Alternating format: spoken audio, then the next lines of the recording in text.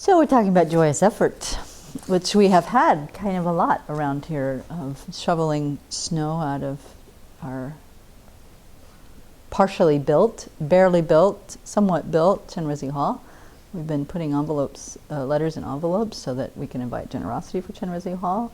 We've had pujas. We've actually done a lot of virtuous activity and a lot of joyous effort in the last couple of days. So His Holiness the Dalai Lama says very clearly, joyous effort is the antidote to laziness. Laziness is the obstacle to joyous effort. One follows the other. And laziness comes in many forms, but the result in any of the forms of laziness is procrastination, which is putting off practice to another time. So there's three ways that, quote, laziness is described. One of them, the first one is procrastination, or that's kind of like our Western idea of what laziness is. You know, like just putting things off. Mañana, mañana, mañana, let's forget about tomorrow because tomorrow never comes. That sort of mind in terms of applying our practice. The second kind of laziness is not what we think of as laziness at all. In fact, we think we can have in our culture a lot of pride about how not lazy we are when we have this kind of laziness, and that's the laziness of being super busy. Super busy with worldly activities that take us away from our Dharma practice.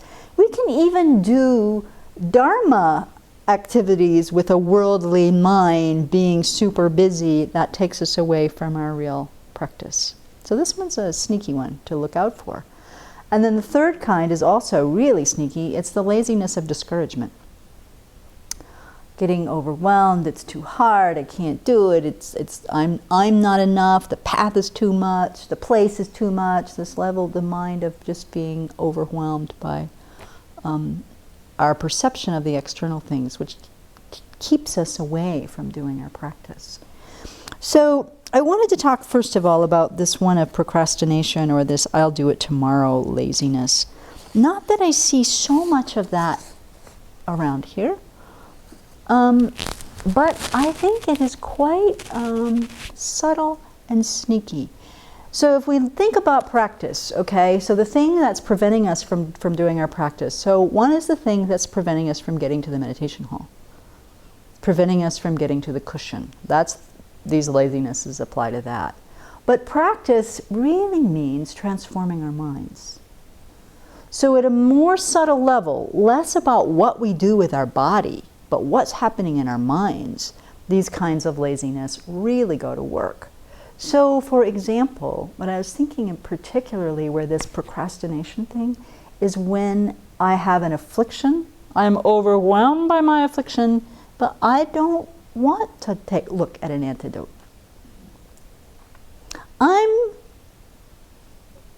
I don't even have the aspiration to look for an antidote.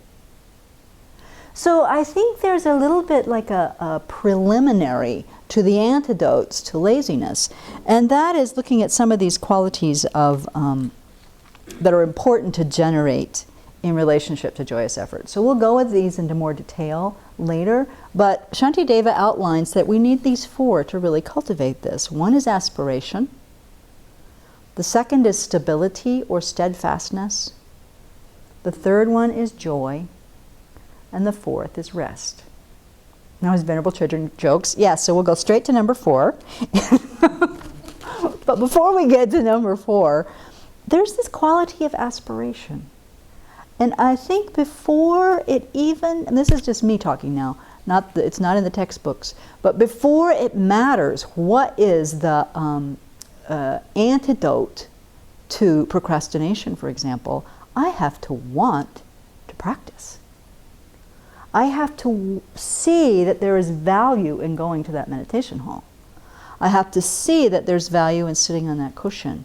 I have to come to some understanding that there really is some value in taking on my afflicted mind state and looking to see what the antidote is. If I still think that being angry or being jealous is going to keep me in great happiness, and I have not yet come to the realization that what the Buddha was teaching actually could be medicine for my mind, then who cares if I go to the meditation hall? Really? I mean, who cares if I look for an antidote? So I think before, in looking at the overcoming the obstacles to our joyous effort, first we really have to think about and study what we're doing with the Dharma. Because we can have a beautiful attraction and we can have a great kind of appeal to it. But what was the Buddha actually teaching? You know, and this is where I think it's really important to spend some time studying the Four Noble Truths. You know, what really is the cause of our dukkha? Do we kind of know that in our being? What really is our dukkha? Do I have any? I mean, I think samsara is kind of nice. As long as we have a lot of chocolate, we have plenty right now since we just had Lama Tsongkhapa Day. Then we're good, you know, and it's not a problem until we run out of chocolate. Or we run out of whatever, you know. So we have to spend some time, I believe, really thinking about what is this dukkha that we're trying to overcome. Are my afflicted mind states really a part of the problem or not? Maybe not.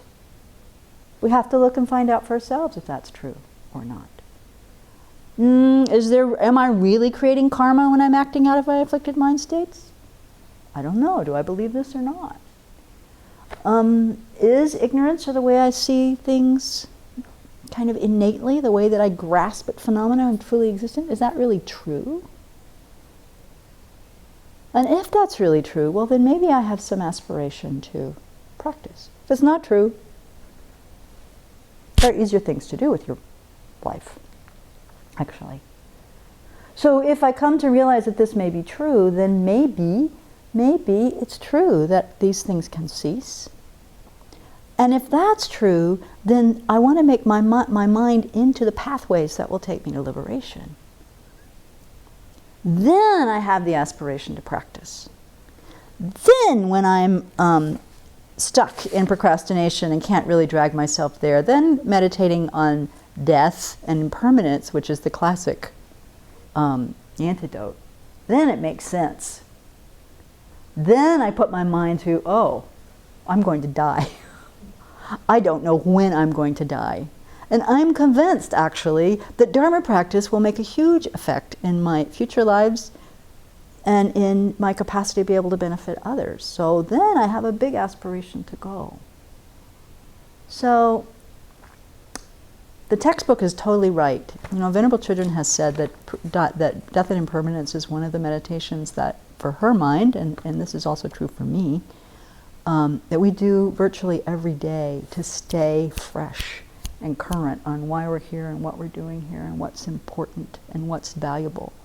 And this fuels our joyous effort, because then we recognize that we have a very limited amount of time, and then based on having really thought about our feeling for the Buddha's teachings and having an aspiration to understand and really want to transform our minds, then you get a lot of juice for using this short time that we have left. So that's when that antidote is useful. But this is my thesis, anyway, that in order to overcome the laziness of procrastination, we have to want to practice. And that's number one. So spending some time thinking about how much we want to is useful, really useful. And then those antidotes aren't so scary. Then those antidotes to the afflicted minds, I mean, we don't want to do them. When I am seething with jealousy over somebody's good qualities, I don't want to rejoice. I want to, criticize them roundly in my mind and say how terrible they actually are. They're not as good as they think they are. Me, me, me, me, me, me, me, me, me, me, me, me.